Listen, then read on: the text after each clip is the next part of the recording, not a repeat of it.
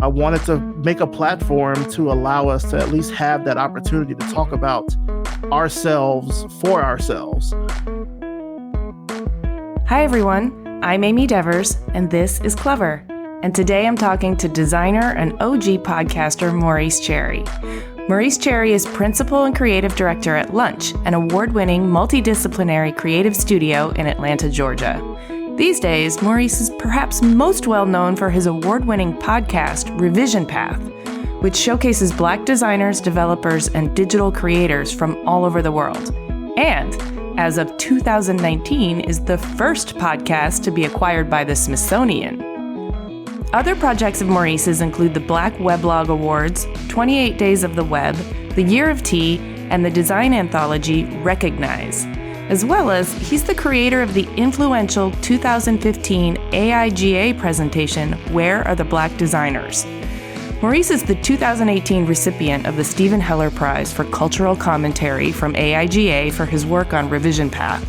He was named one of GDUSA's People to Watch in 2018 and was included in the 2018 edition of the Route 100, their annual list of the most influential African Americans ages 25 to 45. He's talented in all dimensions, can see way into the future, and uniquely capable of building platforms from scratch. You'll love him. Let's hear from Maurice.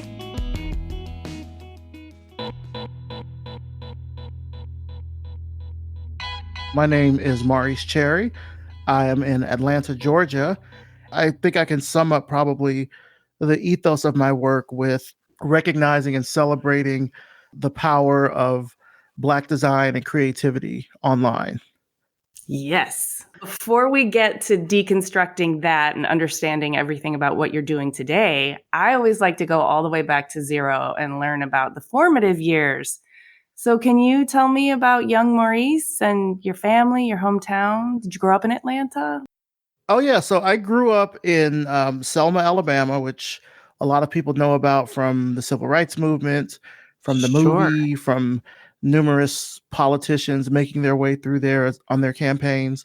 I grew up there. I'm like part of that first generation of kids right after Bloody Sunday and everything. So that's where I grew up. It's odd to describe how Selma is now because so many people I feel like have a greater cultural reference of it that's steeped in not necessarily the rose-colored glasses of history, but they have this sort of reverential look at what Selma is, when the reality is it's just a small town off the bypass in South Central Alabama with all the trappings that come with that in terms of there's like 100 churches, there's maybe one place you can go shop, like one mall or a trading post or something. Everything closes at around 8 or 9 o'clock p.m. And that's about it. It's just sort of a small, sleepy kind of southern town. I mean, when you're living there, you're cognizant of the history of it because there's museums, and certainly if you're a student, there's no shortage of field trips to show like the Edmund Pettus Bridge, which I walked over hundreds of times. And, this is where people were beaten at Bloody Sunday. And this is a, monument to, whomever at this church and stuff. So you're kind of always aware of it and cognizant of it. But I don't know if as a kid, it's something that you really care about, especially I would say if you're a kid in the 80s, because there's Nintendo and there's Saturday morning cartoons and so many other things that are just like vying for your attention. So the weight and the history of the civil rights movement isn't really a thing that, at least as a kid, that I was like super invested in. But certainly as an adult, it's something that I know about now. You were marinated in it, but it's not necessarily, kids will do what kids will do. Yeah. And it's interesting because like when I moved away from Selma, people had no idea what Selma was or who it was. I remember even going to college and telling people I was from Selma, and they thought that I was from Salem, Oregon. Like I said the name of the town that I'm from wrong or something. Like, really weird. But that was, I think, before Selma was really like such a big part of the general public discourse. So sure. So, what kinds of things fascinated you? You mentioned Nintendo and 100 churches. Were you a church-going family? What was your family like? Oh, man. So grew up mostly with a single mom. I mean, my parents were married. They got divorced when I was around 13 or so. My grandparents were really big churchgoers. My grandfather, who's passed away, and my grandmother were both like big in the church that they were at, deacon, deaconess. They had these titles of that kind of great position. I wouldn't say necessarily that our direct family was a big church going family. They certainly made us go, and I never wanted to go. I would fake asleep, and my mom's like, I know you're awake. What would you have rather been doing? Anything else, literally anything else. There were some times when I went to church and I would just sit outside the church and just do something else, like anything besides that. Not that necessarily I was really like a heathen or anything like that, but it just wasn't interesting to me. In terms of stuff that I did for fun, I was, let's see, as a kid, I did a lot of drawing and writing. And of course, like, we said Nintendo. So I played a lot of video games, hung out with friends of mine, although my mom wasn't really big about me hanging out with other kids. She really kind of wanted me to like stay in the house and be safe and not like go out and about, because she grew up in Selma. So she knew of a time when it wasn't safe to do the kind of things that I wanted to do as a kid, because I just didn't know about, the history of the city in that way. So I did a lot of things mostly in the house, but I mean, Selma is in the country. So there certainly were opportunities to like ride four-wheelers and shoot BB guns and do all of the fun country kind of stuff that you do when you don't have cable and you have just wide open spaces, Yeah, I can imagine the gravity of that on your mom raising a child, having been witness to violence. Just that low grade worry that's always there. Yeah. How did your childhood like transition into your adolescent years? This was around the time when I mentioned that my parents got divorced when I was around 13. I have an older brother. He's 4 years older than me. So when I was 13, he was 17. He was about to graduate high school, go off to college. And for me, I felt like, oh, this is the time when I can sort of have a little bit of freedom, because we shared a room my whole childhood until he left home.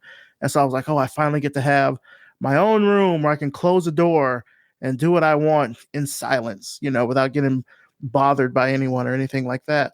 But my brother was off to college for about a year. He ended up not making it, coming back home, getting in trouble with the law, and then ended up going to jail. So I still had the room to myself, but just for different reasons. In terms of what my adolescence was, I did a lot of stuff just focused around school. Like school was kind of my escape in a way. And I kind of treated my room like the lab where I would experiment with things that I would then go and do at school. For example, I was in the marching band and in the symphonic band. So I was teaching myself music and then going home on my keyboard and trying to transpose like video game soundtracks that I heard. I would like record it, then I would take it to my keyboard and try to change it from treble clef to bass clef, and then try to play it on my trombone so I could then take it back to school and say, hey, this is this new song that I learned how to play or whatever. Still doing a lot of writing and drawing, just a lot of creative things to kind of take my mind off of the fact that we were in this just like small southern town that really didn't have much going on. Outside of that, I think I learned a lot about the outside world through magazines. So I had subscriptions to Vibe magazine, and I think I had a subscription to YSB also. YSB doesn't exist anymore, but I had subscriptions to a lot of magazines just to kind of see what life was like outside of Selma, Alabama, because the most that I knew was Selma. I knew Montgomery, which was 50 miles away, which is the capital of Montgomery. And that's about it. And we got to travel a few places in the marching band, but they were still all kind of within the city. The only sort of outlier is Atlanta, where they sort of took everyone every year as like a class trip. Like, oh, everyone did so well in class, we're going to Six Flags over Georgia. Yay. And like that gets tiring after the second or third time, like, oh, we're just going to Six Flags again. Oh, this is so much fun. Not really seeing the rest of the city, like only going to Six Flags and that's it, and coming right back home. My adolescence was just really a lot of nerdy pursuits. I was in the math club. I took AP courses. I just kind of focused a lot on, I wouldn't necessarily say bettering myself, because I guess I didn't see it that way back then, but I just focused in on the pursuits that made me happy and made me feel like I actually had an outlet. So like I focused on music, I focused on math, I focused on writing. Those were kind of the three main things that I did a lot of. And were you forming an idea of what you thought you'd become professionally at this time? You know, like I want to be when I grow up? Absolutely not. I had no clue. I was not thinking about it at all because how can I put this? So when I was growing up, I was sort of considered back home like a bit of a prodigy. I don't know if I would necessarily call myself that now, but certainly there were times during my childhood where things would be pointed out like, oh, you're exceptionally smart in these areas. Like I could read at a very early age. I took my first major standardized test when I was in seventh grade, and the score was high enough where I didn't have to take standardized tests all through high school. It was sort of this thing like, oh, Maurice will be fine. Like a lot of people kind of treated me in a way like, oh, Maurice will be okay. He'll find out what it is he's going to do. He's going to be big. He's going to be successful. So there's like this weird propping up of who I was and what I was going to do. And like, I really didn't think about like, oh, I want to do XYZ as a career. I really didn't have an idea. I would watch television shows like A Different World, and I would see the character Dwayne Wayne and think, oh, yeah, I might want to go into computers. And I did do things with computers when I was a kid. I taught myself BASIC. I taught myself HTML. And so I was like, yeah, I guess I could do that. That's something I'm good at because in school, I'm like, I don't know what kind of job I can have where I'm really good at math and music and writing. I don't know what career that looks like. Maybe I'll go to college and figure it out. It's kind of, I think, what I was initially thinking, but I really didn't have any sort of a plan at all. And I'll be honest, I didn't really have a plan in college either. I was just doing what I thought was fun and that I really enjoyed. How else are you going to figure it out? If you have a plan before you know what that plan should be, then you almost always are going to change the plan. That's true. I think if there was any plan that I had in high school, it was to get out of Alabama. It was like, if I can get out of this town and out of this state, then the rest of the world is out there and I'll figure it out. I always sort of had this notion that I would just figure it out.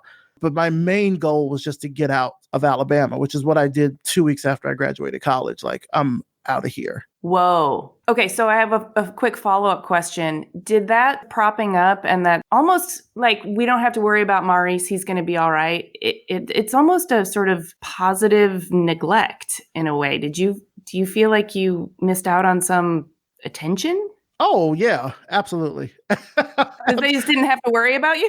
Absolutely. I mean, and part of it was brought on by myself, honestly. I mean, once my parents got divorced and my brother was just kind of running with a bad crowd and was in and out of trouble, stuff would happen to me too at school. Like I would have negative experiences with things, but I never brought that home because I didn't want to have to be another thing for my mom to worry about. She was already dealing with stuff at work, with getting profiled and harassed and everything. Then she's got this no good ex-husband, and now she's got this other son that's doing stuff. Like, look, I don't want to contribute. I don't want to be the cherry on top, no pun intended, of everything that's happening. I'll just kind of keep it to myself. So there were things that happened when I was in high school that I just didn't mention. I was like, look, I'll handle it myself. I'll deal with it. I don't want to be a burden on my mom in that kind of way. And are you still that way?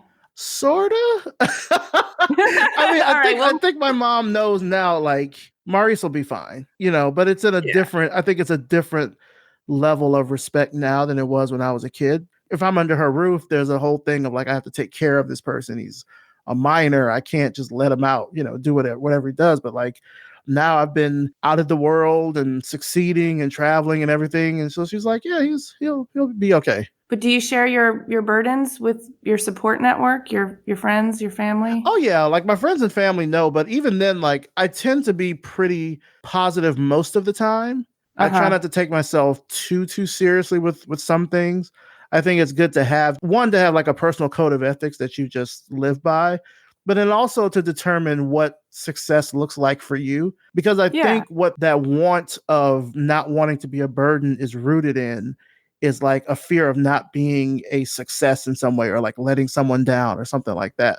But once I was able to kind of think about what success looks like for me personally, like what I'm happy with at the end of the day, then everything else is fine. Well, I definitely want to talk about what success looks like for you. But before we get to that, I want to know about 2 weeks after graduation when you got the hell out of Selma.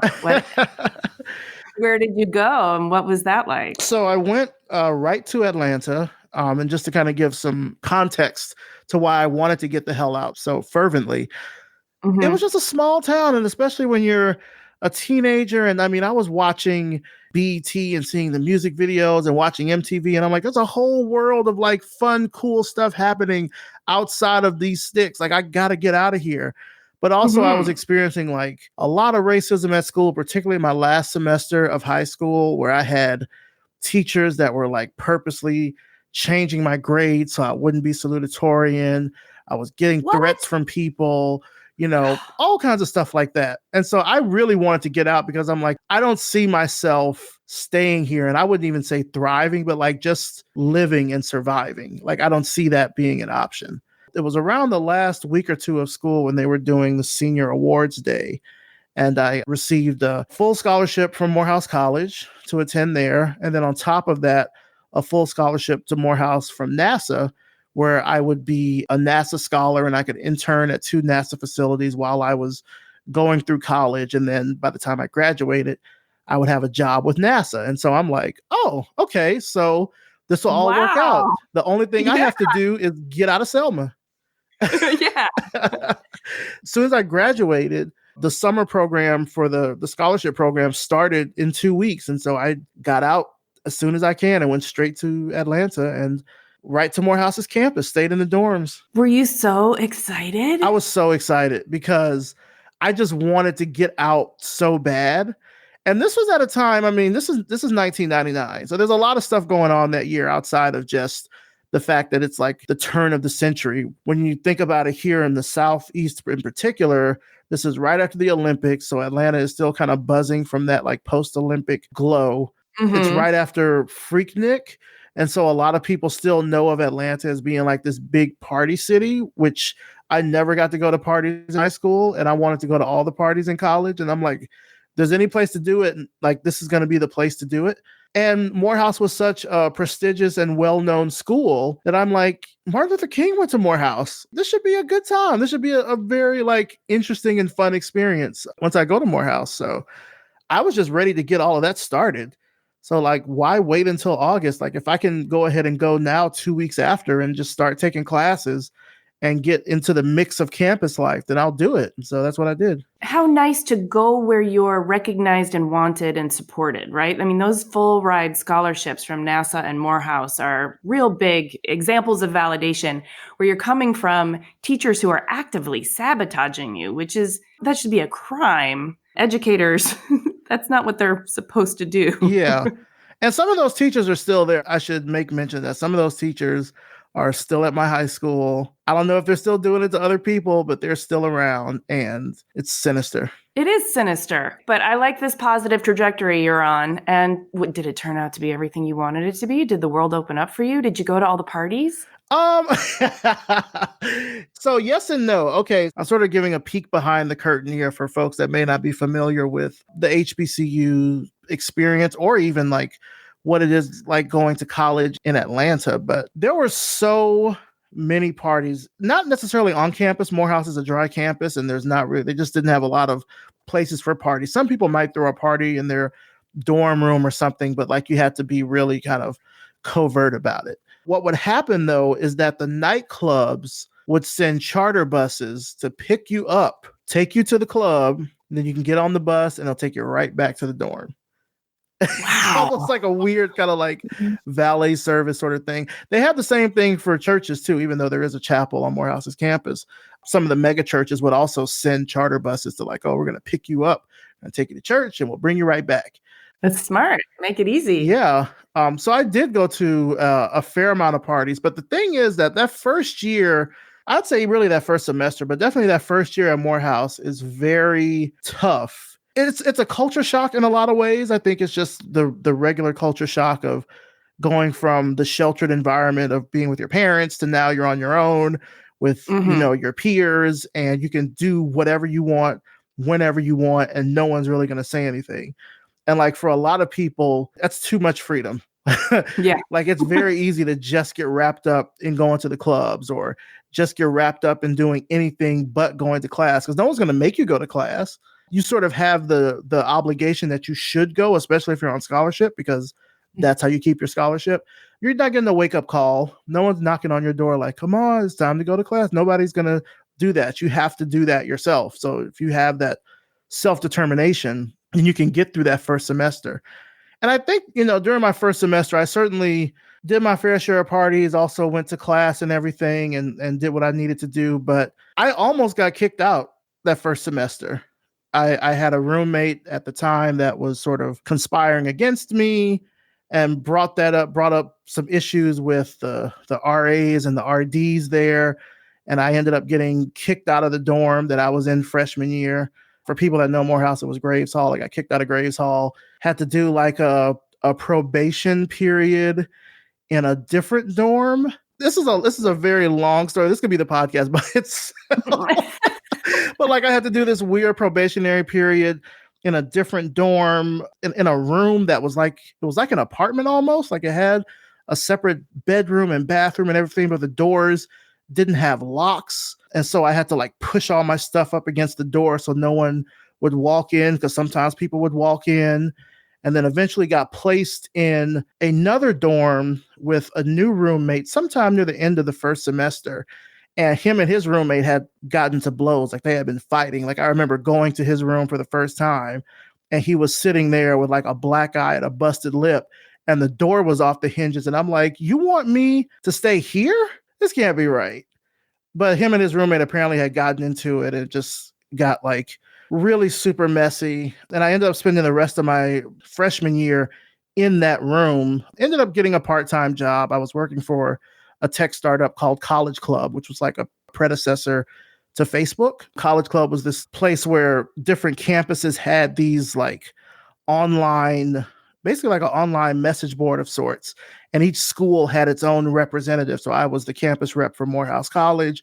And basically what I would do is I would take pictures of people to document campus life, but also get them to sign up for College Club. And when you signed up for College Club, you got your own profile, you got your own email address, you got a phone number that you could call and like listen to your mail over the phone. Like someone would read it out to you. Oh, it was like a text to voice kind of thing where we would read the mail out to you. I was getting paid money like hand over fist to do that. I remember my first check, I think for the first month was around like $4,000. That's a lot of money for a college kid. Yeah. That's a lot of money when you're a freshman in college. I just did stupid, random, flagrant, idiotic things with that money. Like how fun was that? It was so much fun. And the I guess sort of the better thing about it was my roommate who I had at the time, it was starting to become clear that college was just not the thing for him. He was getting into it with other people. Like he was just a very argumentative kind of person. He ended up not going to classes. The guy with the black eye and the busted lip? Yeah. He ended up not going to classes. He rearranged all the furniture in the room. So all of my furniture was just like in this little sliver next to the wall. And he took up 80% of the room and I had 20% of the room. And at one point, I think he kind of just had like a mental episode. And then he stayed in the room for about a week playing Mega Man games on emulators because I introduced him to that. Like I would go to class in the morning. He's like, I'm going to beat all the Mega Mans today. Okay. All right. I'm going to class. I'll go to class, go to my work study job, come back 6 or 7 at night. He's still playing. I'm like, oh, you haven't moved. All right. Well, eventually he ended up leaving. And then I had the room to myself, I think, for the last 2 or 3 months of freshman year. But freshman year was a roller coaster. Freshman year was sounds like it was the year that I wasn't sure I wanted to stay at Morehouse. I actually at one point tried to see if, and this is just me being young and stupid, being like, oh, can I transfer my scholarship to another school? And they're like, no, you can't do that. Like, are you sure? Because like they want me. It's not necessarily me at this school. They're like, no, it's to the school. Like, okay, well, couldn't do that. So the first year was rough. My first year, I can look back at it and laugh now, but going through it was hellish. What made it better was the fact that right after that, I did my internship in California at Ames Research Center, which is in Moffett Field, right outside Mountain View, California. Mm-hmm. And so that was like my first time on a plane, first time in California, first time I had like a real burrito.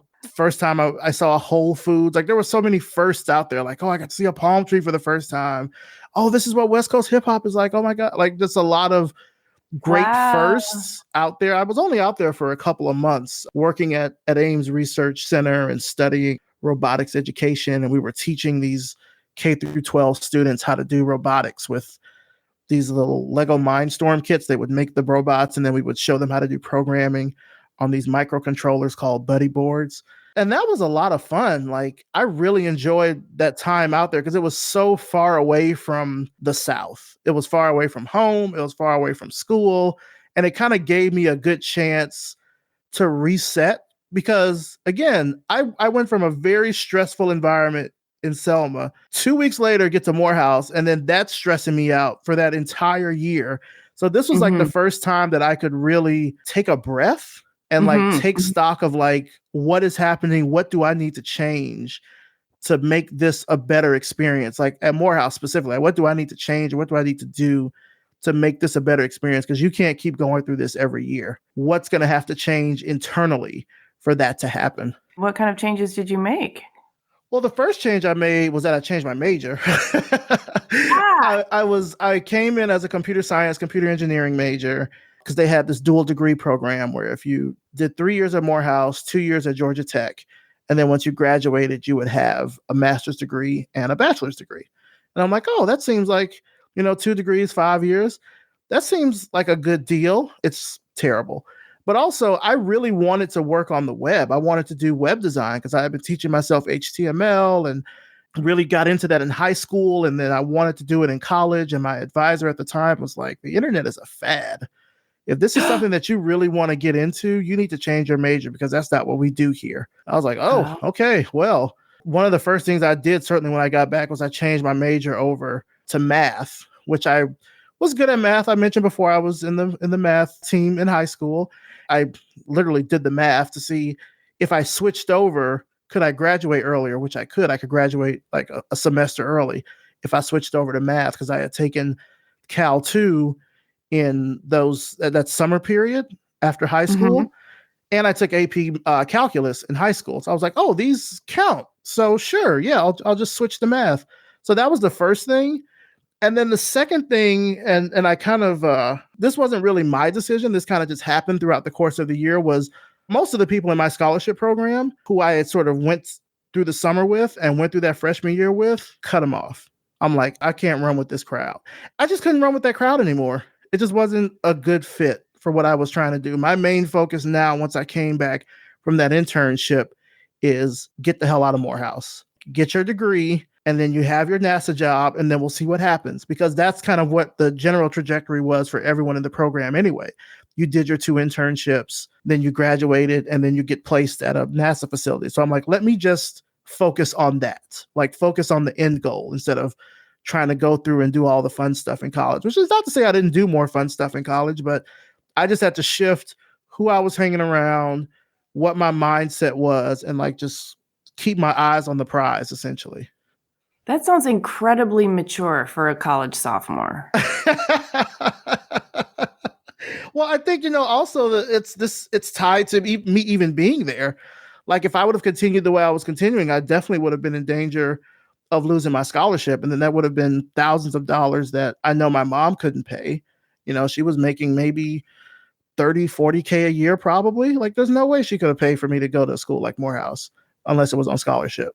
I'm already in the door. I can't fuck it up by being stupid about stuff. So like just keep my focus on getting my work done, just having like a cool core group of people that I hang out with and not these jokers that I thought I was cool with that I came up with in my scholarship program. I just had to kind of change everything. I get it that you don't want to fuck it up, but it also sounds like you're an incredibly sort of centered individual and kind of knew this is what I require of myself in order to achieve the goals that I'm setting for myself. That's my Virgo moon, I think, is what contributes. Okay. Okay.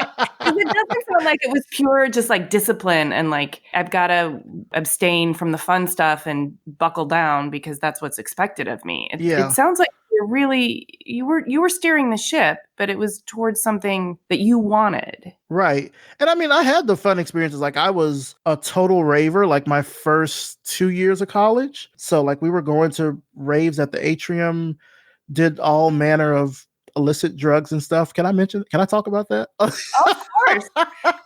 I'm a believer in sowing oats. I think you got to get out of your system. Or else it'll haunt you. I do it in middle age.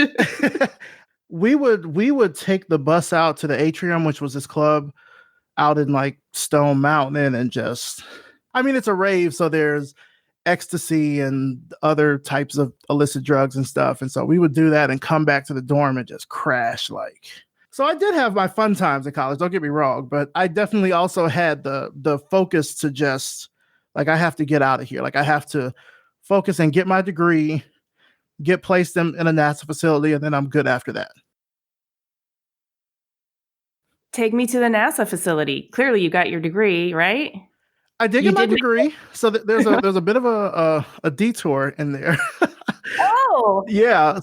Sophomore year, still staying on campus. I'm staying in a different dorm with this guy who wants to be a lawyer or a judge or something like that. This guy from Philly. And I mean, he was just not the best roommate. Got in a lot of trouble. He had this thing where he would store butterscotch crimpets from Tasty Cakes. He would store them in boxes under his bed because he's like, oh, I'm from Philly, you know, cheesesteaks and Boys to Men. I don't know. But like he would store the boxes under his bed. Oh, this is not going to turn out. And we ended up getting mice in the room. Of course you did. And he blamed the fact that we had mice because I'm from Alabama. Oh my God. I'm like, yeah, they came in with me in my luggage. What the fuck are you talking about? Like, it's not why we have mice. You're storing dozens of boxes of snack cakes under your bed. You didn't think we were going to attract mice? What the fuck, you know? But yeah, that sophomore year after that, the summer going into junior year, I interned at Marshall Space Flight Center, which was in Normal, Alabama, which is right outside of Huntsville. So it's back to Alabama, but just a different part, like northern Alabama. So It's kind of a return home, but not really. I'm, like back in Alabama, but just under different circumstances. They gave us a really nice apartment right there near the base and everything. And I was studying human computer engineering. It's the first place I saw a 3D printer because they 3D print the nose cone for the space shuttle because it burns up on reentry. So they show the 3D printer on like how they make it and everything. And I was like, oh, this is cool. He's like, yeah, we may have these in homes one day. I'm like, huh. So this is like 2001 when this happened. So I get back to college my junior year, which is 2001. It's September. I think you might see where I'm going with this. Yes. I'm in Kilgore, which is it's a dorm, but they also have like a study hall there. So I was at the study hall at Kilgore and I was studying for a test for my abstract algebra 2 course. And I saw on a TV in one of the other rooms, like the first plane going to the towers. And so everyone is like transfixed and watching and like we're seeing all this happening.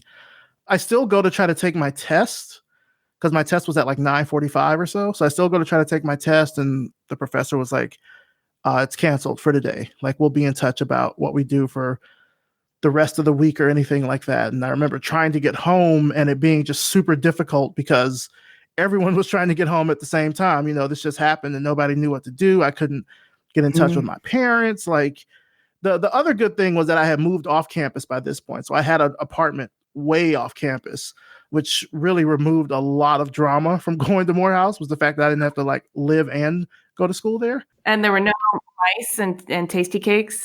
Yeah, and none of that. No mice. And I knew it was time for me to move out of campus to go back to the mouse incident.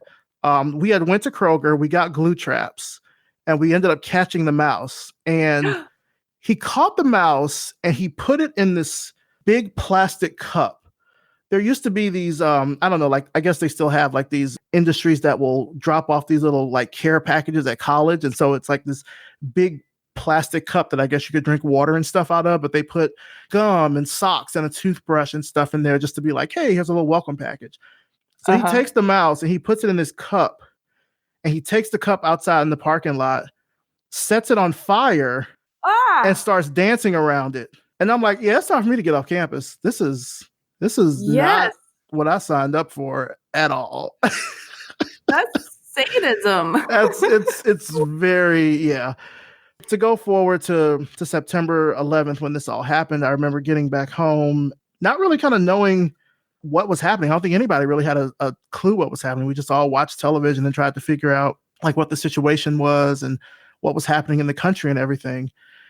And I want to say it was maybe like a few weeks later or so that we got told that the funding for our program was changing because now there's this like new Department of Homeland Security, and that funding is being diverted. And we know that we promised that you would be working at a NASA facility upon graduation, and that will be true for, for I think the seniors that were in the program, but we were juniors. And so it now was no longer a sure deal that I was going to work at a NASA facility after graduating. This is the beginning of my junior year. I have no career prospects lined up. Like, this was going to be it. I put all my eggs in this one basket, and now you've basically cut the handles off the basket and stomped on the eggs. So now what?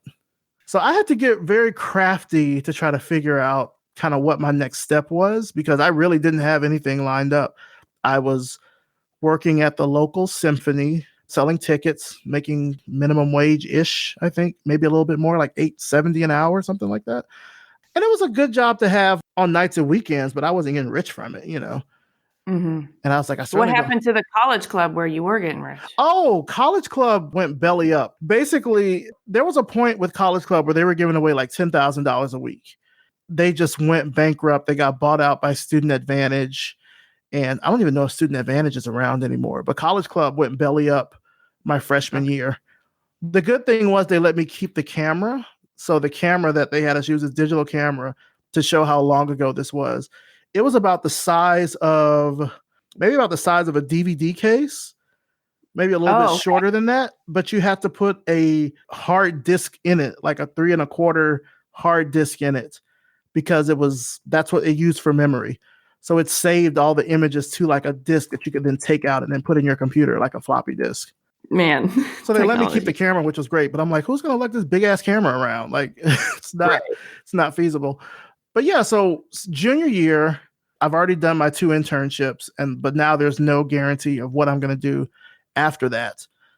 I ended up getting in really good with the secretary in the computer science department. Shout out to Mrs. Banks. And got really good with her. I would sit in the computer lab. I would sit in her office. We would talk all the time. And I mean, she's a good friend, definitely helped get me through those last 2 years of college.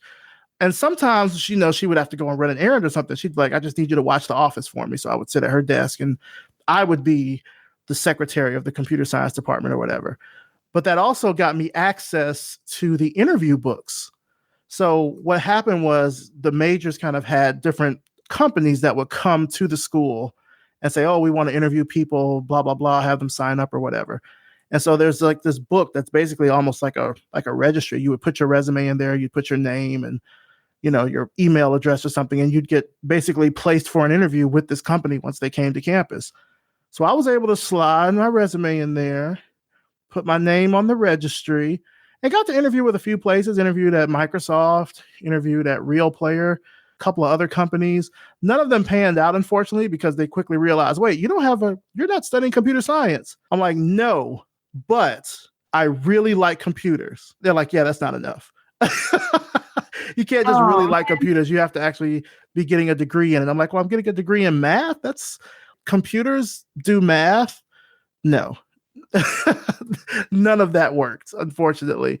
So by the time I graduated, I had nothing lined up. I was still working at the theater. The only difference was that they took away the calculator that was at my terminal because they said that, you have a math degree, so you don't need this.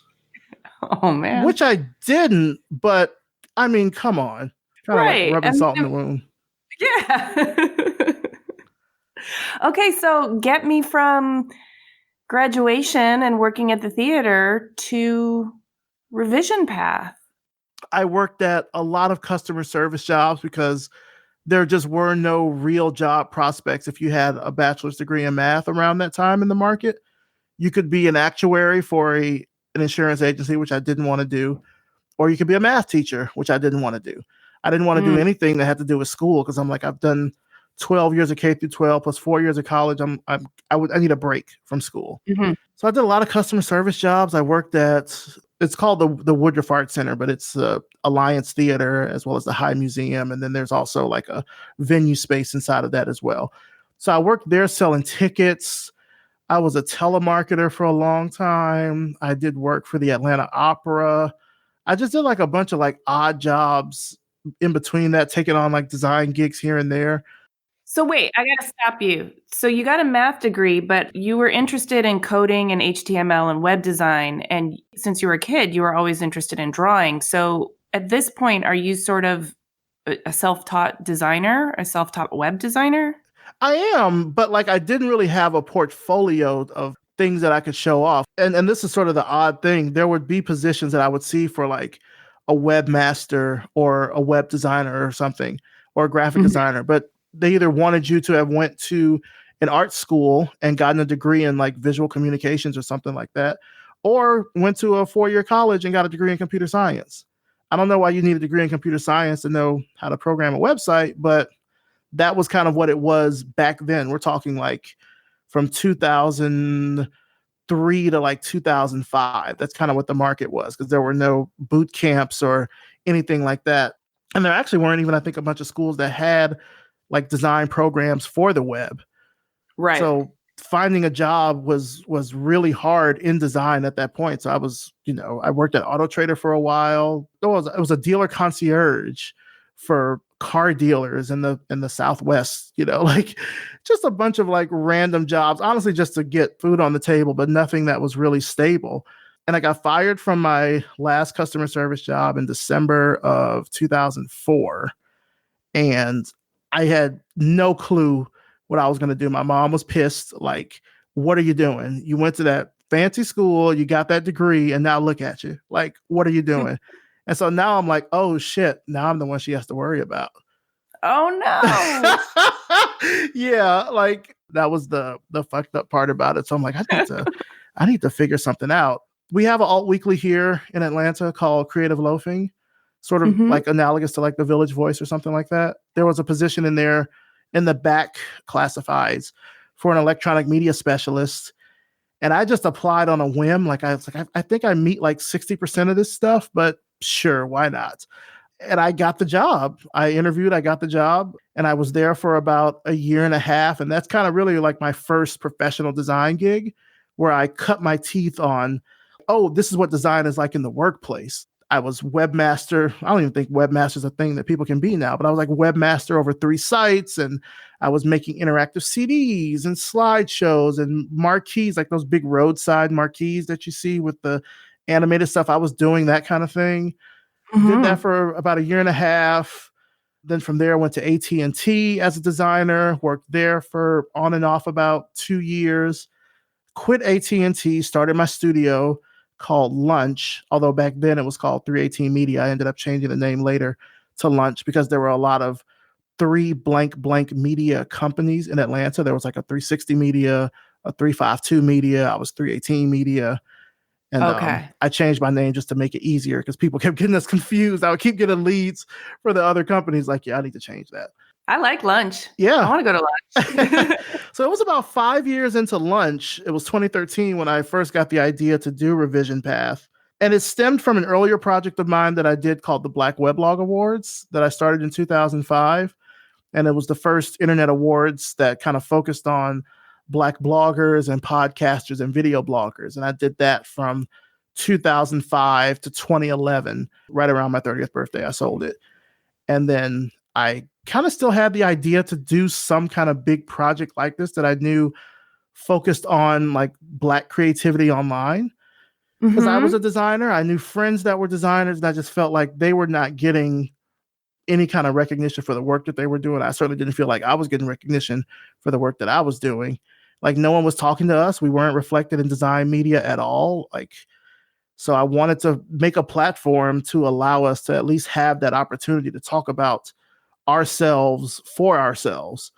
And so that's how I started Revision Path, is just kind of out of that idea, out of that notion. I wanted to do long form interviews, very similar to The Great Discontent or something like that, where you had these long, deep 2,000 plus word interviews on people. And that was good, but it was just hard to get all of that in one sitting from a lot of folks. Also, nobody knew who the hell I was. So I would reach out to people and say, hey, my name is Maurice Cherry, and I'm doing this, that, and the third. And they're like, who are you? Why would I talk to you? Well, in 2013, nobody even knows what a podcast is yet. Right. Really? I Exactly. mean, it's still really new. And so the technology was probably difficult. And were you doing in-person interviews or remote recording? And Yeah, they were all remote. yeah, okay. So, man, you Yeah. really are a pioneer. So there were a lot of no. I mean, there were some yeses, thankfully, but there were definitely a lot of no's in those first, I'd say maybe 2 years or so, because people were just like, I don't know who you are. I've never heard of this. Why would I talk to you? I'm going to talk to this other podcast, or I'm going to talk to this other magazine. Like, why would I speak to you about the work that I'm doing? And so I kind of, in those early days, it was tough. I really wanted to give up in those early days a lot, because not only was I not getting the support from other Black designers, I just Mhm. wasn't getting support from the design community, period. I had reached out to other design podcasters that I knew to try to trade guests or say, hey, if you're looking for more diversity in your guests, I've talked to these people, I can introduce you. And they're like, yeah, we don't really talk about race. We don't really go into that. So that's not really a thing that we're going to do. Sometimes the messages would be just a lot nastier than that. I would often get Oh, accused of being a racist all the time. Yeah, it's just a racist side project. Why are you only talking to Black people? Well, why are you only talking to white people? And then you flip it on them and then they never respond. So, yeah. and when I look back at it, I know what I was trying to do. I was trying to take this thing and put it in front of an audience that honestly wasn't ready for it. You were ahead of your time, but at the same time, you built a platform and then you started stocking it with this incredibly nutrient dense archive. And you were growing it. It gestated and grew in the garden, and now it's in full bloom. The big change came for me probably in 2015. In 2015, I had started to get involved with this professional organization, AIGA. So I was doing some volunteer work with them on their Okay. diversity and inclusion task force. And I had put together this presentation that I was going to present at South by Southwest called Where Are the Black Designers? And I did that in conjunction with AIGA. They certainly helped out with the research. They helped out with the funds for me to get to South by Southwest to even make it like happen. And I remember giving that speech to a room of about 15 people, maybe 20. Like it was an empty room. It was an empty room. I mean, the rooms at South by where they have these talks can easily seat like about 200 people. And my room felt like the room that you ducked into at the end of the day to charge your phone. I'm speaking to like a anemic crowd of folks, just like not a lot of people there. And thinking like, what am I doing? Like, what am I trying? What am I proving with this? Sort of having another come to Jesus talk with myself. Like, what are you doing? What is this? Now, there were people in that room who thankfully I still actually keep in touch with to this day, because these were people that were from like Facebook and from Pinterest and from other companies and stuff that kind of saw the value of what it was that I was trying to do and what I was trying to put forth. It was sort of at that time, particularly at South by Southwest, I got invited to the Facebook house that they had there and got to meet some people that were there and talk to folks. And it suddenly dawned on me, like, I just need to run like my own race. Like, I just need to stay in my own lane, like very similar to when I was in college and figuring out I need to just focus on my stuff. I need to focus on whatever the end goal is and just keep doing that and not get distracted by trying to make this a thing for everyone, and just make it the best that I can for the audience that I have. And so that mindset happened like right after South by Southwest, where I just kind of said, okay, we're just going to go full steam on this every week and just keep going and just see how far we can take it. Like that was sort of what the goal was. And I'm, very fortunate to still be able to do it to this day, which is great. We're over 350 episodes. But Yeah. I don't know if I would have gotten that far if I wouldn't have made that shift, because I really was trying hard to make it like something for the entire design community to be a part of. And the entire design community kind of showed me like, yeah, I'm not really that interested in it. So I was like, okay, well, let me just focus on the audience I have because they like it. And so that's kind of what I ended up doing. Again, a very mature and astute and wise kind of decision making, especially at that young age. And to dedicate to yourself Well, I wasn't that young when that happened. I was 35. So I want to be clear. Oh man, this still feels young though. For me, I didn't know what I was doing at 35. I feel you that it's a difficult and yet important decision to make to stay the course on something that feels so organic and important and meaningful to you and does have an audience, but is not necessarily turning into the thing you thought it would be right away, or turning into something that's going to pay your bills and take care of your future. To stay so driven and connected to a course, I don't know, man. What were you doing at the same time to pay the bills? And were you still pursuing web design or? Yeah. So when I started Revision Path, I was 5 years in on my studio. So Okay. I Okay. had, yeah. So at this point in time, I had established clients. I had a distributed team of designers and developers that I was working with. I was very fortunate early on in the days of starting my studio to get involved with the political campaign. It was one of the mayoral candidates that was running for mayor in Atlanta, and ended up really impressing her and impressing the whole campaign. And a lot of the connections that I have to this day stem from that, like a lot of professional connections. I'm not saying everyone should go out and work a campaign because it's brutal, but those early days in like 2009 of my studio really kind of helped shape what the rest of the studio was until I kind of wound things down in 2017. But certainly by the time I started Revision Path, it was just like a hobby slash passion project. Like, Got oh, it. I finally have the time to do this. Let me see if I can do it. Honestly, I think it was maybe around 2017 when the podcast started overtaking the studio work. Because what happened was is that really the market just changed.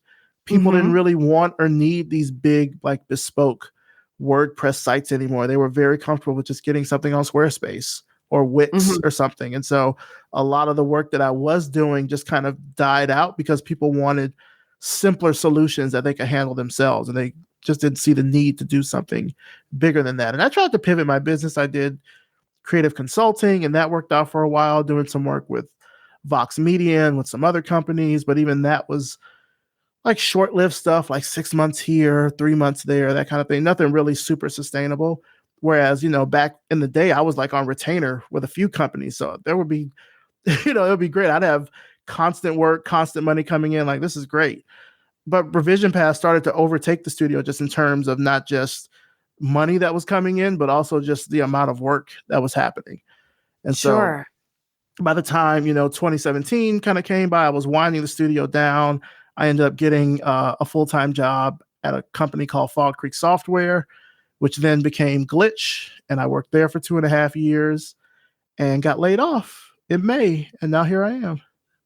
Whoa. The pandemic has definitely thrown people for a lot of loops. But at what point and I want to talk about you being laid off, but I also want to know, how did Revision Path be acquired by the Smithsonian? That's a huge honor. Yeah. So to really tell that story, I have to go back to 2015.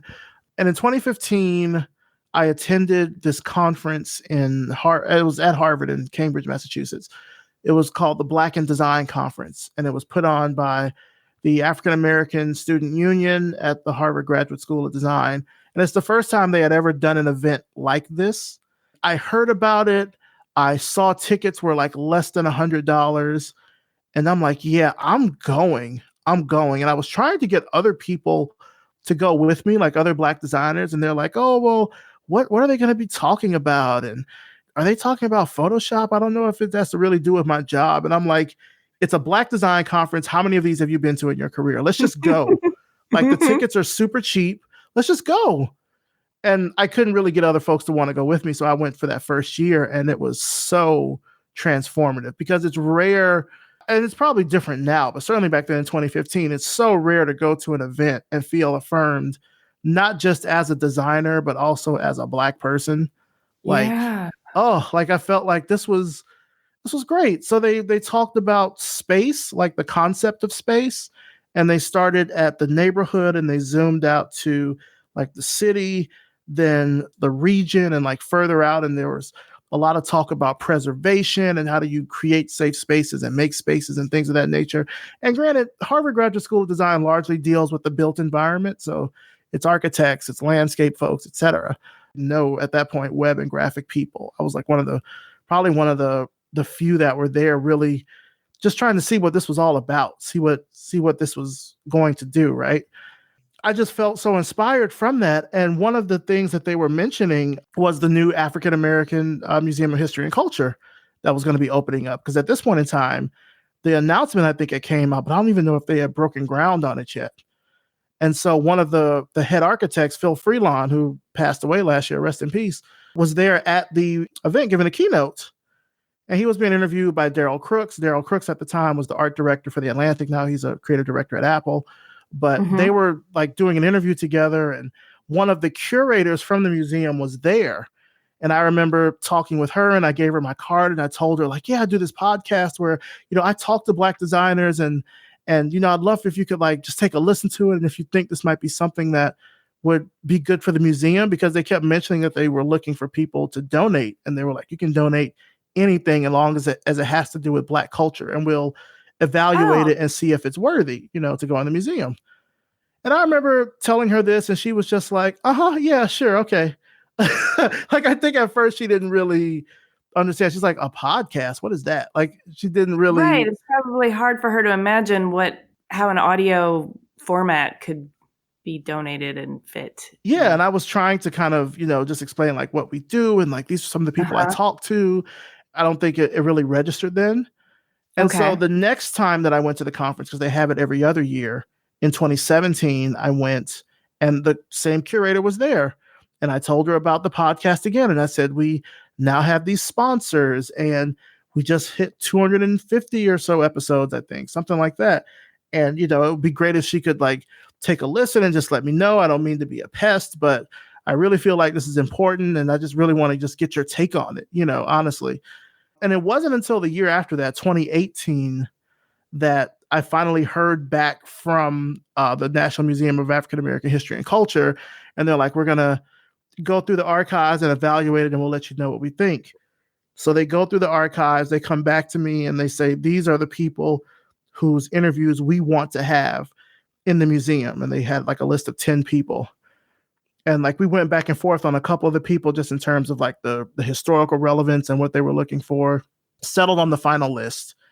And they're like, great. So then we're going to do our thing and like obtain museum usage rights, which is, I guess, contacting each of the people and seeing if this is okay and getting everyone's sign off on it, essentially. Right. And so from then, it's just really like a waiting game. One of the unfortunate things that happened, that one of the people whom we were set to include in the exhibit, and we did end up including him, but he passed away.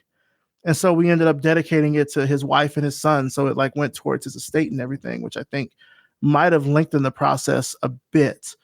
For those who might be curious, his name is John Daniel, Jon. He's a prolific creative director in the UK. It wasn't until around May or June of 2019 that they finally got back to me. So there's a lot of waiting at this point. And I'm checking up like, hey, Merry Christmas, just trying to see if there's anything more I can do. They're like, we'll get back to you. Okay. Okay. So just me continually checking in, trying to figure out like, is there more that I can do to like speed up this process? Do you need more information from me? Anything?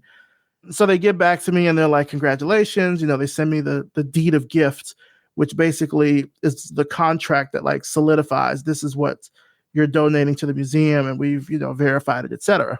And so at the time, I'm like, we're coming up on our 300th episode, and I knew that was going to be with Hannah Beekler, who was the Academy Award-winning production designer for Black Panther. And I really wanted to have Hannah's episode in there because I told her agent that if we interview her, we can get her interview into the museum. And she was like, great, we'll do it. So I kind of like lied a little bit to make that happen, because there was no guarantee that the museum was going to accept it. But I had to say that in order to interview Hannah. Sorry, Hannah, if you're listening. It's a great interview. Thank you. Yeah. And also, I had been to the museum since this whole process had started. So I actually got a chance to see like the exhibits and see what the museum actually is like about and what they're looking for. And I knew that at the time they were leaning very heavily into Black Panther, because Black Panther came out in 2018, I believe. And so they were leaning very heavily into that. Like in the gift shop, it was like all Black Panther stuff and everything. And I'm like, oh, great. I have one of the people who worked on the movie.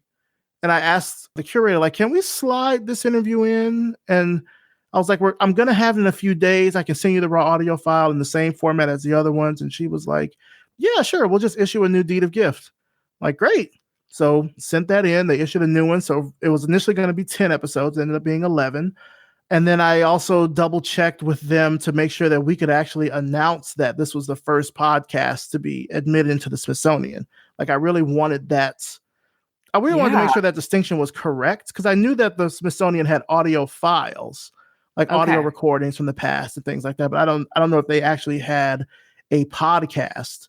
And also because the Smithsonian is not just one museum, it's like all the museums collectively make up the Smithsonian. But this was particularly attributed to the National Museum of African American History and Culture. So once we checked with their internal affairs, and they said, yes, that's true. It's the first podcast that's being admitted into the Smithsonian. I'm like, yes, send the press release. and it went out. It was July of 2019 that it went out, and the news kind of hit that, Revision Path is now in the Smithsonian. I have goosebumps. That's such an exciting story. And I love how you worked all the angles. Like, you are very resourceful in the same way that you sort of slid your name into that those interview books in college. You had your eye on all the moving parts and pieces and all the stakeholders. And when something aligned, or when you could make it align, you did, and it worked out really nicely. And you're the first podcast that's been admitted into the Smithsonian. That's huge. Yeah. And it's interesting because that happened. And I think maybe it's something I'm still, I told this to people maybe like months or so after that happened. I was like, I don't really feel the weight or the gravity of it yet. Because when that happened, also at the same time at the company I was working for, like, they were doing this restructuring of management. And then I was like in this weird place at my job for a while. And it happened the very next day after that assignment. And so it felt like this was happening because of that. And so I was like in this weird limbo period at work for about, I don't know, maybe like a month or two. And it was coming up on the next installment of this same conference, this Black in Design conference I was telling you about. And so I was just telling myself, okay, you know what? I'll go to the conference and that'll be my victory lap. Don't try to stress now about whether or not you're getting your roses for this thing that just happened. Go to the conference. That'll be where this happens. And sure enough, it was. Like, I went to the conference. The curator was there. People knew about it. People were taking pictures. And I'll never forget, this one girl actually came up to me and was like physically crying. Like, I listened to your podcast when I was studying at Micah, and it just helped me get through it. Like, just thank you so much. And like, it's so weird because podcasting for me has kind of always largely been this solitary thing. I do all my interviews remote. And I really kind of don't hear much feedback unless I do a survey or someone says something on social media or I get a review on Apple Podcasts. So I kind of just keep things going. Often I'm also recording like a month or so in advance. So I'm always ahead of whatever is out right now. Like, people are listening to this interview coming up and I'm like, oh yeah, we did that like a month ago. Like, I've already moved past it to something else. Like, wait till you hear what's coming up next, It wasn't until I got to that conference and then really like felt it. Like, that's where it sort of like the weight of it kind of hit me. Like, this is a big deal. And, I went back to work and things were fine, after I was able to kind of, I guess, feel that recognition. But certainly for a while afterwards, I wouldn't say I didn't feel good, but I just didn't feel anything about the announcement. Like, it happened. I'm like, yeah, it took 4 years to happen. I'm like, great. Now what? But I think you've done something really important here, and it may not all be felt in a single moment. I think it's the kind of thing where it's a legacy building activity that will be felt by many people, that it'll ripple out, and you won't necessarily even know how many lives you're affecting with this. But hopefully, you'll be able to look back after it's been in the Smithsonian for years and you're on episode 600 or 750 and feel like the architect of a really powerful and important archive. I think I'm starting to feel that now. I'd say particularly this year, I started to feel it because 2020 has already just been such an interesting year in general because of the pandemic and the lockdowns. But prior to all of that, I was set to do, well, we did a live show out in Los Angeles in February. And that was the first time we had done a live show, maybe in about 2 years. I think we did one back in 2017 in Atlanta. We did it with Facebook. It was a good event, but it could have been better, I think. But this was the first time doing one that was like 100% from me, from Revision Path, and like had a great turnout, saw a lot of people that I haven't seen in a long time. Like there were friends from college that I hadn't seen who showed up that I was not expecting. They're like, yeah, we heard about it on TV. I'm like, on TV? Who said something about this on TV? I just put it out on the web that I was doing a live show, you know? I had started off the year like, yeah, we're going to do this kind of like ersatz tour of sorts, where I had been talking to AIGA people in different cities about bringing the show there. And so we were going to do Seattle and Kansas City and Houston and Chicago and DC and New York. And, you know, then pandemic happens and it's like, no travel. And then I had been like pushing things so hard, doing stuff at work. And then right up to the time I got laid off, you know, it was the time when, as the layoff happened, and then the week after that was really when I think I was able to really start like processing what was going to happen next. And so I just, as I said before, kind of before we started recording, I just let life kind of wash over me for several weeks while I tried to figure out what the next step was going to be. Are you still figuring it out? I'm still figuring it out. I'm not great at the job search thing. I can build an idea from scratch and build it up. But like the thing that has been difficult for me and took me a while, even, you know, at this stage in my career, is like, how do I take all the stuff that I've done and like condense it into this resume / portfolio format that may get screened out by some algorithm? I feel like I can always describe my work in context better than someone just seeing it on their own, particularly if it's in a portfolio. I know that I bring all this stuff to the table. I bring all these skills and experiences, etc. And then I try to get it down into a resume that I think might be good. And then you submit it to a job that you think you'd be perfect for. And they're like, nope. Like, oh, okay, well, let's try another one.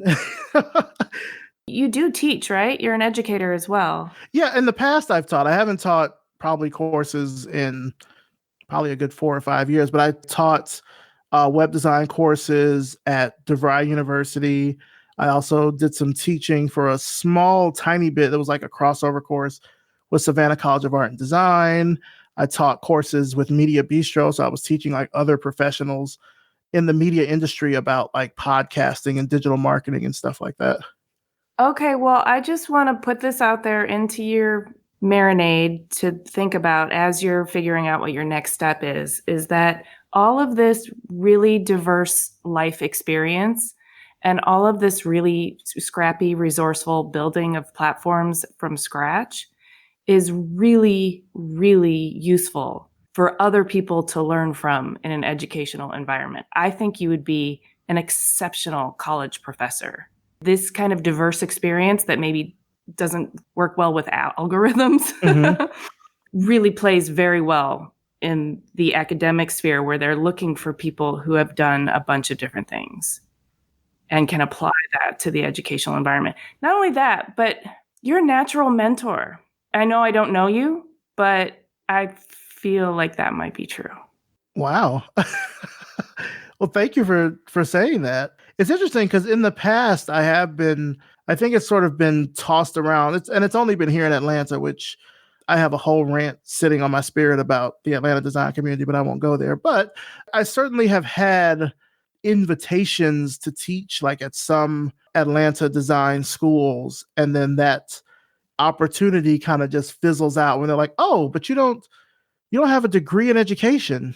No, but I've got all this lived experience. They're like, yeah. That's not going to count. Like, oh, well, I don't know. I don't. And I'm not saying that to discount what you said. I thank you for saying that. But I've heard that in the past about like, yeah, you should come teach. You should do a lecture at this school or at that school. And then it always like comes down to the fact that I don't have the whatever the pedigree or the certain degree is that is needed to, I guess, signal to someone that I would be okay to do this thing is a weird feeling. And so part of why I think I built a lot of platforms and things on my own is because I know I can do it. I don't need to have whatever that pedigree or that degree is that says, oh, you can only do this if you've done a 4-year course of study and blah, blah, blah, blah, blah. I'm like, no, I can do it. I've got the skills to do it. So I'm just going to do it. I'll admit that my feeling is more of a gut feeling, and I can't speak to how you may present in terms of academia trying to, hire for positions. In your soul searching, keep that in mind, because I feel like there is so much information that you've learned and taught yourself. And there's a very, very important equation here, is that you learned how to teach yourself. You had your first really positive experience was with those kids in the Legos in California. And I think there's something to that. From your lips to a hiring manager's ears, maybe. Okay. Okay.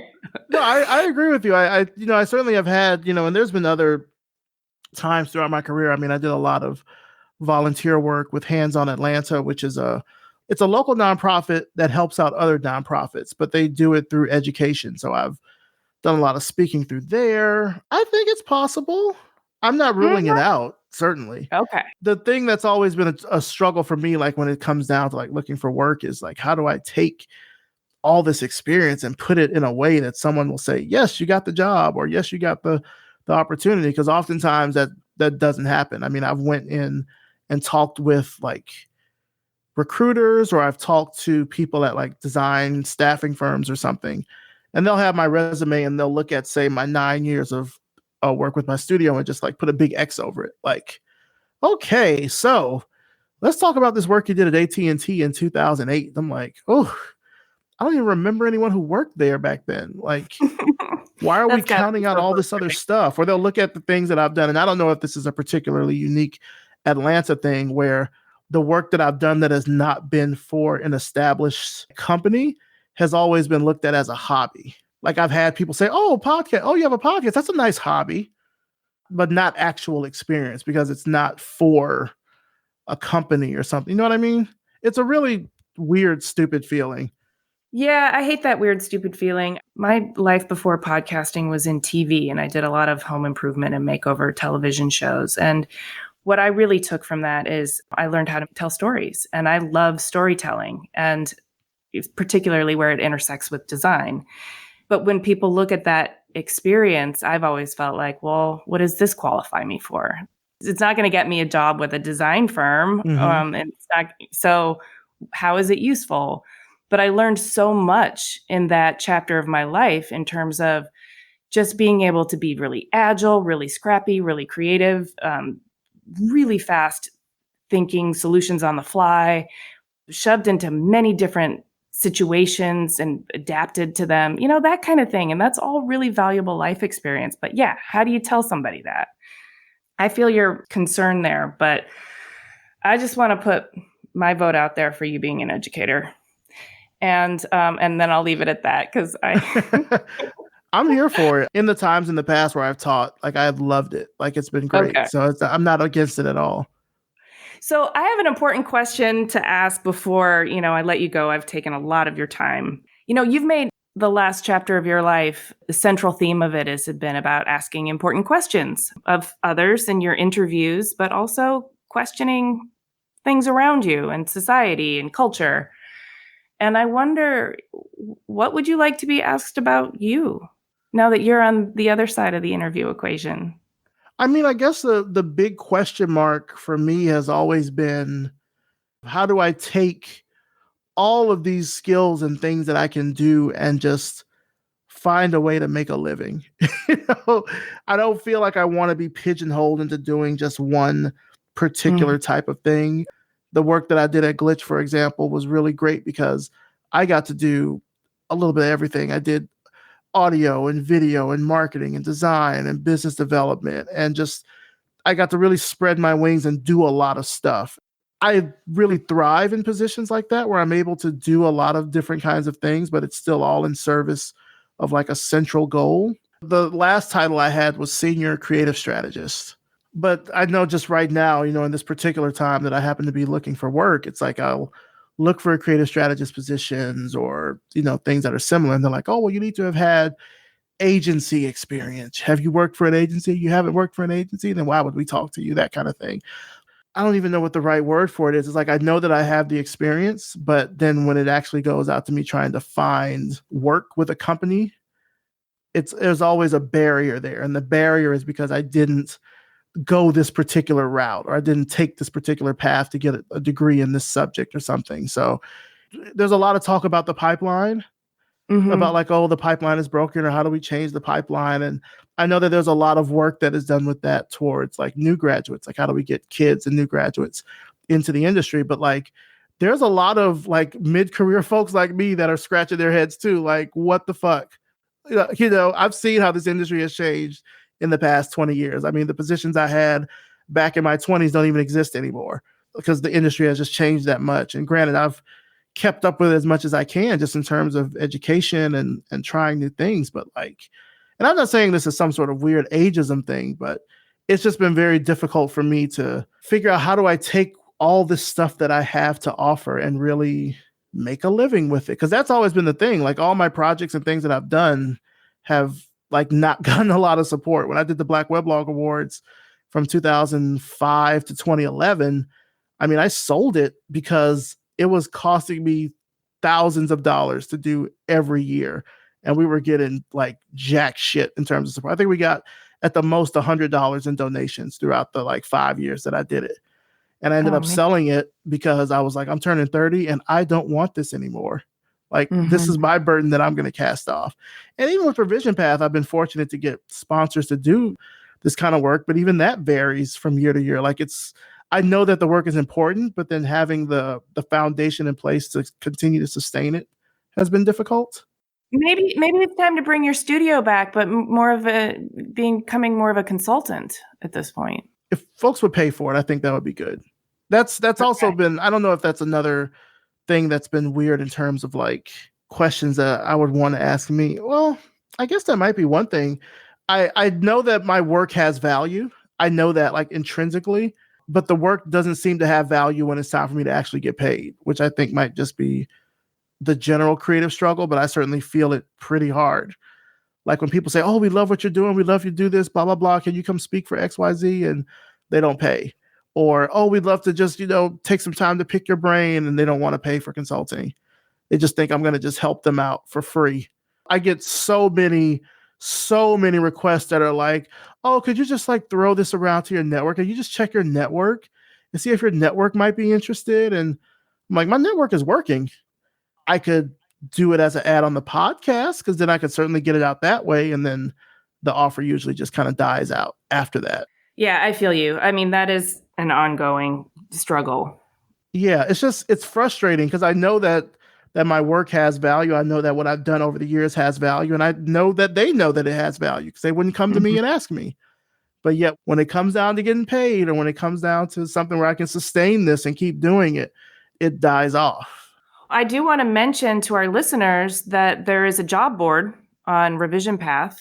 And so it's a great place to look for talent, but also to place your listing if you're hiring. And that's one way, that's one stream of revenue that's coming in for you, correct? Yeah.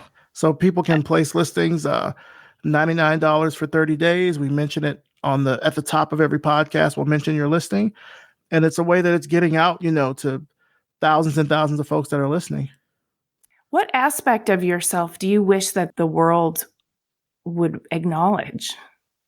I want to just say like the general brilliance of the work that I've done. I don't mean to sound egotistical when I say that, but like even doing the Black Weblog Awards back then in 2005 and keeping it going through 2011. I mean, NPR even picked it up at one point. They had a show called News and Notes, and they had this thing called the Bloggers Roundtable that I know one of their producers got from the Black Weblog Awards, because the only people that they featured were Black Weblog Award winners. They even would mention on the show, like, oh, you just won a Black Weblog Award. Congratulations. Like, clearly it's got the value. Like, I want to get my flowers while I'm here. You know what I'm saying?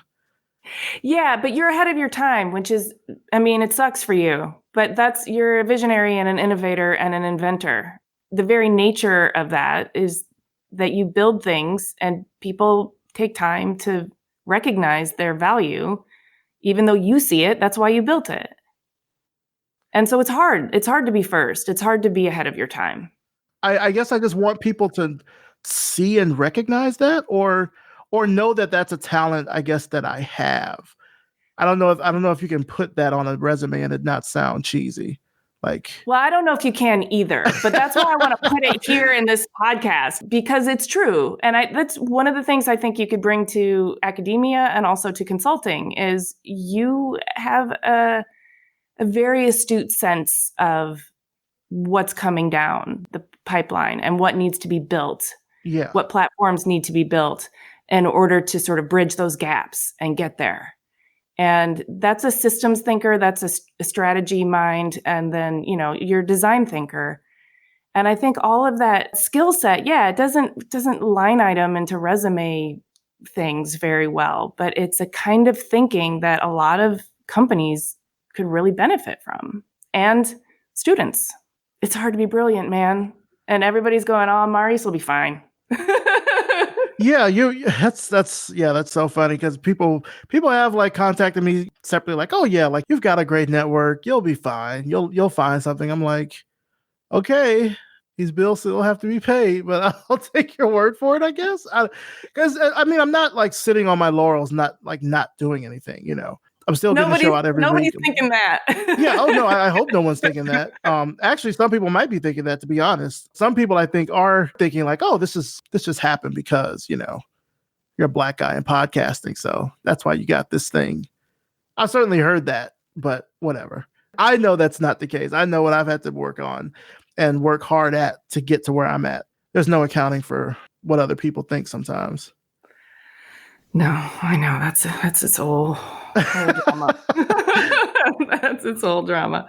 Well, okay. So let's just remove all of the pandemic, your current sort of evaluating of what you want out of life in the short term. Okay. And zoom out and look at the big picture. What do you want your life to be like 30 years from now? 30 years from now, I've definitely thought this out. So there are people whom I would love to work with to build things. Before I did, and this has sort of been alluded to earlier in the interview, is like before I did all this design and podcasting stuff, like I was a writer and a musician. Like I did that well before I started learning computers and teaching myself code and all that sort of stuff. I would like to get back to that in some sort of way. I have a big fantasy of having my own Afro-Cuban big band, like Bobby Sanabria, like something along those lines. Oh my God, I want this so bad. Because I played in a jazz band in high school. It was actually for the community college, and like that opened up my mind to like the great American jazz classics and stuff. But we also did like a lot of classic rock, like a lot of like Chicago and Blood, Sweat and Tears and stuff like that. And I just love that whole sound. Like I'll listen to songs and think of like, oh, this would be better if it were this. I'll give you an example. The other day I was saying something about the theme to Punch Out, which is a video game on Nintendo.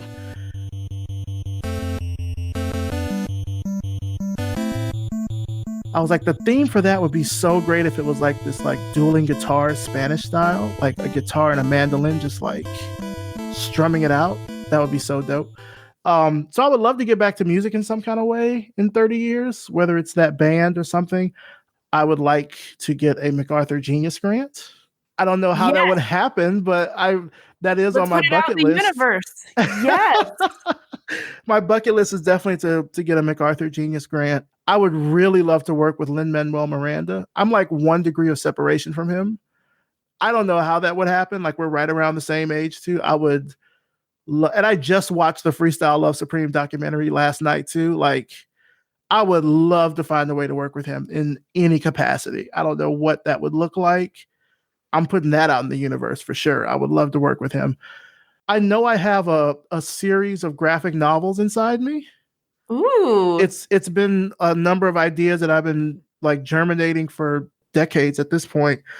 And in 30 years, I would love for that to be out in the world in some way, whether that's graphic novels, whether that's a web series or, whatever the media ends up being in 30 years. But I would love for that to get out in some kind of way. Like, I still feel like some of my best work has not been done yet, but it's not necessarily in design. Like, it's in music and it's in writing. So I feel like those opportunities are things I would like to do in the next 30 years. I mean, the thing that, I sort of had to come to terms with the podcast being in the Smithsonian is like, that's a huge honor, and it's always going to be there. As long as the Smithsonian exists, the podcast will be there. So in that respect, I feel like my place in history is set as it relates to that.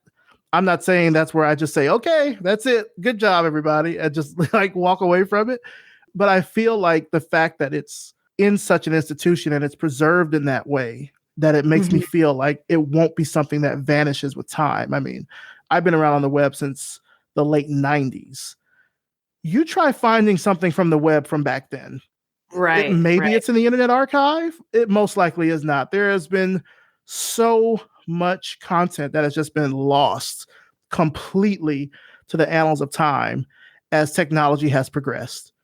And I don't want what Revision Path is to get lost in that. But then because I feel like it's now part of the Smithsonian, that it will be preserved in that fashion. So like now for the next 30 years, I know that there's music in me. Like I said, there's graphic novels and books in me. I just need want to have the time and the space to do that and to make that happen. So I feel like that's what my magnum opus stuff will be later on in life. Yeah, well, you're a multifaceted creative and you don't want to get pigeonholed. So I think that Genius Grant is a nice way to sort of put some financial fuel into all those fires. Yeah, I forget how much money it is, but that would be great. Not that I'm doing it just for the money, but I do know that they do provide you the sort of sustainable kind of framework for you to do a creative work for an extended period of time. And I would love that. That would be great. I would love that for you. Thank you so much for spending this time with me, for sharing all those great stories from your life, and for sharing your whole life story with me and our listeners. Well, thank you. I mean, it's not something that I think about all the time because, again, I'm always kind of thinking ahead, months ahead, years ahead, etc. So I never really do a lot of taking stock in that way. And it's funny, even when I think back on like the past experiences that I've had, I can laugh at it now. So I don't want people that are listening to think that I'm being flippant or dismissive of things that have happened in the past, which honestly, has contributed trauma. I'm not going to lie. I have been to therapy, things of that nature. So I'm not saying that like it happened and I just got over it. But I'm at a point now in my life where I realize, these things have all happened for one reason or another. I've lived through it all. And that makes me a much stronger person than I could have ever thought I would be.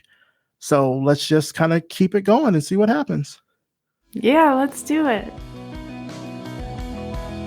Hey, thanks for listening. To see images of Maurice's work and read the show notes, click the link in the details of this episode on your podcast app, or go to cleverpodcast.com where you can also sign up for our newsletter. Subscribe to Clever on Apple Podcasts or wherever you get your podcasts. If you would, please do us a favor and rate and review. It really does help a lot. We also love chatting with you on Twitter, Instagram, and Facebook. You can find us at Clever Podcast, and you can find me at Amy Devers. Clever is produced by 2VDE Media with editing by Rich Straffolino and music by L1011. Clever is proudly distributed by Design Milk.